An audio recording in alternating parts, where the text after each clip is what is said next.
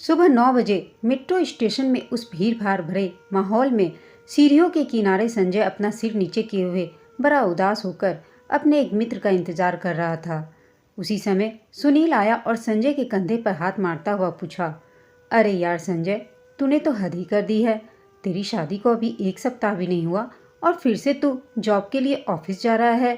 यार, पत्नी के साथ छुट्टियां मना, कहीं घूमने जा, भाभी को भी दिल्ली या देहरादून दिखाकर खूब घूम फिर मौज मस्ती कर। सुनील बस बोले ही जा रहा था, लेकिन संजय था कि अपना सिर उठा ही नहीं रहा था। यह देखकर सुनील ने गंभीर होकर पूछा, यार सब कुछ ठीक तो है ना? तू ऐसा उदास क्यों दिख रहा है? संजय तब भी चुपचाप था। यह देखकर सुनील ने कहा, तबीयत तो ठीक है। और भाभी, यार तू बोलता क्यों नहीं है? घर में सब ठीक तो है? बता ना, मुझे टेंशन हो रही है। संजय ने गहरी सांसें लेकर धीरे से बुदबुदाते हुए बोला, यार बहुत बड़ी गलती हो गई। अनीता मेरी जैसी नहीं है, वो मॉडर्न नहीं है, गांव की है, अच्छी अंग्रेजी भी नहीं जानती। उसका रहन सहन, उसका स्वभाव। यार हमेशा बाइबल पढ़ना, हमेशा प्रार्थना करना, प्रभु प्रभु कहना, ये भी कोई ज़िंदगी है? 3 दिन में ही परेशान हो गया हूँ। गले की हड्डी हो गई है वो मेरे लिए। मेरी तो जैसे ज़िंदगी ही बर्बाद हो गई है। सुनील ने कहा, अरे तू भी तो क्रिश्चियन है ना? हाँ हूँ, सही, लेकिन हम लोग बड़े दिन में और ईस्टर आदि में ही चर्च जाते हैं। हर समय बाइबल की बातें और यह सब कुछ दिखावा मुझे बिल्कुल अच्छा नहीं लगता। लगता है जैसे मैं अपने घर में नहीं किसी चर्च में रह रहा हूँ। सुनील ने दिलासा दिलाते हुए कहा, सब कुछ ठीक हो जाएगा, कुछ समय दे भाभी को। नई नहीं है, दिल्ली में सब कुछ सीख जाएंगी। संजय ने बात काटते हुए कहा, चल ऑफिस, देर हो रही है। आज संजय और अनीता को शादी के पूरे 3 माह हो चुके थे, लेकिन संजय अलग कमरे में सोता और किसी भी तरह अनीता के सामने नहीं आना चाहता है। घर से बाहर जाते समय माँ से चिल्लाकर कहता, माँ मुझे देर हो जाएगी वापस आने में, आप लोग खाना खाकर सो जाना, मुझे एक ज़रूरी मीटिंग है। ये तो उसका रोज़ का बहाना हो गया था।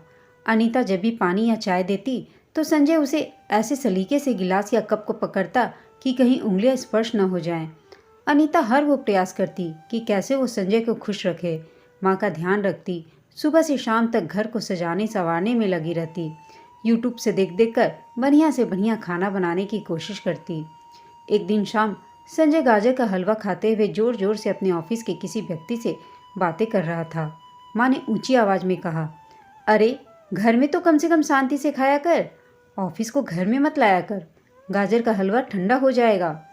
तभी माँ को चुप कराने के लिए तुरंत संजय ने कहा, माँ गाजर का हलवा तो बहुत बढ़िया बना है। माँ ने कहा, मैंने नहीं, बहू ने बनाया है। यह सुनकर तो संजय के जैसे सांप सूंघ गया। वह चुपचाप अपना फ़ोन ले डाइनिंग हॉल की तरफ चला गया और फाइलें पलटने लगा। माँ को अंदाज़ा तो था कि इन दोनों के बीच कुछ तो पक रहा है जो ठीक नहीं है। माँ जानती थी कि संजय बचपन से ही जिद्दी है। माँ भी सोच रही थी कि संजय और अनीता को कुछ समय चाहिए, धीरे धीरे शायद सब कुछ ठीक हो जाएगा। वो अनीता से बहुत प्यार करती थी। कई बार कई मामलों में समझाने के लिए शब्द कम पड़ जाते हैं, क्योंकि इतने दिनों में अनीता ने अपनी सासू माँ को अपनी सगी माँ से बढ़कर प्यार किया था, क्योंकि अनीता ने अपनी माँ को बचपन में ही खो दिया था। पिता ने ही माँ और बाप दोनों का प्यार दिया और उसे शादी के समय बोले गए पिता के वो शब्द भी अच्छे से याद थे जो उन्होंने आंसू बहाते हुए विदाई के समय कहे थे, बिटिया अब से ससुराल ही तेरा घर है और सास ससुर ही तेरे माता पिता। अनीता अपना कर्तव्य निभाने में कोई कसर नहीं छोड़ रही थी, लेकिन संजय का यह स्वभाव उसे हर पल कांटे के जैसा चुभ रहा था। वो अपने घर में ऐसा महसूस कर रही थी जैसे वो संजय के लिए बोझ है। अनीता ने ठान लिया था कि अब वो ज़्यादा चुप नहीं रहेगी। वो इस विषय में संजय से खुलकर बात करेगी कि आखिर क्या कमी है मुझ में, क्यों वो एक ऐसे गुनाह की सज़ा सह रही है जो उसने कभी की ही नहीं। अनीता ऐसा सोच ही रही थी कि संजय चिल्लाया, माँ ऑफिस का टिफ़िन लगा दिया है क्या? अनीता ने टिफ़िन उठाकर संजय की ओर बढ़ाते हुए दिया, लेकिन जैसे ही संजय ने टिफ़िन का हैंडल पकड़ा, अनीता ने उसका दूसरा हिस्सा नहीं छोड़ा और बोली, मैं आपसे कुछ बात करना चाहती हूँ। और भरे हुए गले से आंसू बहाते हुए बोली, यदि मैं तुम्हें पसंद नहीं हूँ तो मुझे मेरे पापा के घर छोड़ आओ। संजय कुछ बोल ही नहीं पाया, बस धीरे से बोला, ओके मैं देखता हूँ। अनीता की ये बातें जैसे संजय के कानों में जोर जोर से गूंज रही थीं। पूरा दिन उसका काम करने में मन नहीं लगा। वो सोच रहा था कि क्या हो रहा है मेरे जीवन में, किसकी गलती है, क्यों यह सब कुछ हो रहा है। अनीता सुंदर है, पढ़ी लिखी है, लेकिन आखिर क्यों यह सब हो रहा है। जो भी हो, अंदर से कहीं लग रहा है कि चलो अच्छा है, बला टली, वो अपने घर चली जाएगी। कुछ दिनों में तलाक आदि के पेपर तैयार करवा लूँगा। वो भी किसी और से शादी कर सकती है और मैं भी आज़ाद।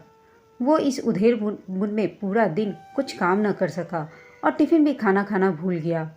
वो जैसे ही घर पहुंचा तो देखा माँ बिस्तर पर पड़ी है। उसे बहुत तेज बुखार है। अनीता ने कहा, सुनिए, माँ को जल्दी से किसी अच्छे डॉक्टर के पास ले चलिए। मैं सुबह से कह रही हूँ कि चलो किसी ऑटो में किसी डॉक्टर के पास चलते हैं, लेकिन माँ है कि मना कर रही है। माँ कराते हुए बोली, अरे रहने दे बेटा, थोड़ा बुखार है, दवा खाकर ठीक हो जाऊंगी। संजय ने माँ के देखा, अरे माँ, बुखार से तो आपका शरीर तप रहा है। उसने तुरंत ओला टैक्सी मंगाकर माँ को लेकर अस्पताल पहुँचा।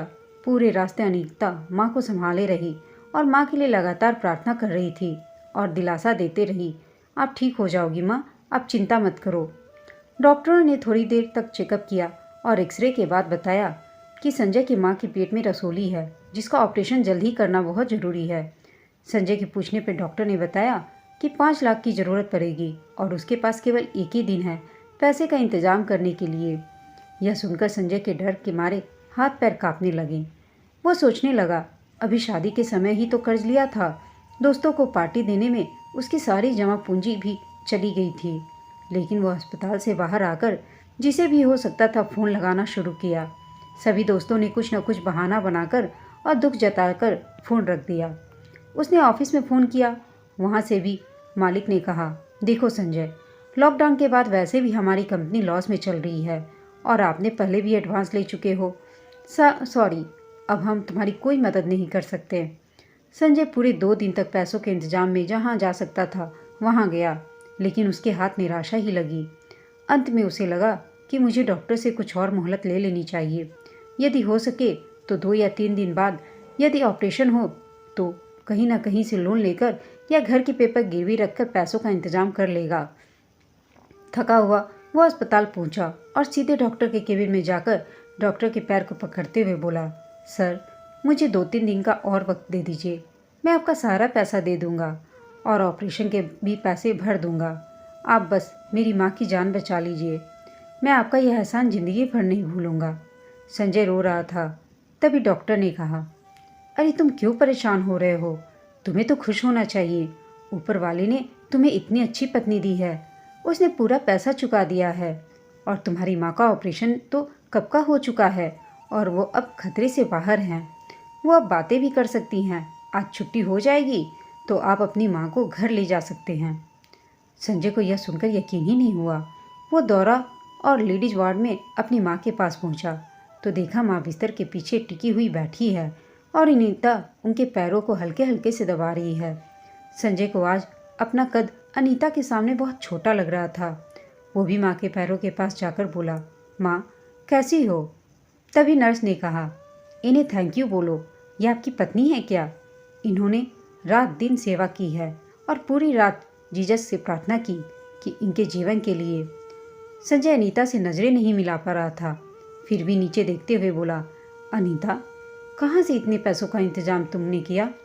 अनीता ने कहा, मेरे पास कुछ पैसे जमा थे जो मैंने गांव में बच्चों को ट्यूशन पढ़ाकर कमाए थे और कुछ जेवर थे उन्हें बेचकर। माँ ने धीरे धीरे आंखें खोलकर बुदबुदाते हुए बोली, बेटा, ये मेरी बेटी से भी बढ़कर है। और अनीता का हाथ संजय के हाथ में रखते हुए बोली, मैं तुम दोनों को हमेशा खुश देखना चाहती हूँ। संजय की आंखों में पश्चाताप के आंसू अनीता के हाथों में गिर रहे थे और उस दिन के बाद से संजय और अनीता मिलजुल कर प्यार से रहने लगे। दोनों ने एक दूसरे को समझा। दोस्तों, आपको यह कहानी कैसी लगी हमें कमेंट करके बताइएगा। साथ ही कहानी अच्छी लगी हो तो प्लीज़ इसे लाइक और शेयर कीजिएगा। चैनल पर नए हैं तो चैनल को सब्सक्राइब करना ना भूलें। कहानी सुनने के लिए आप सबका धन्यवाद।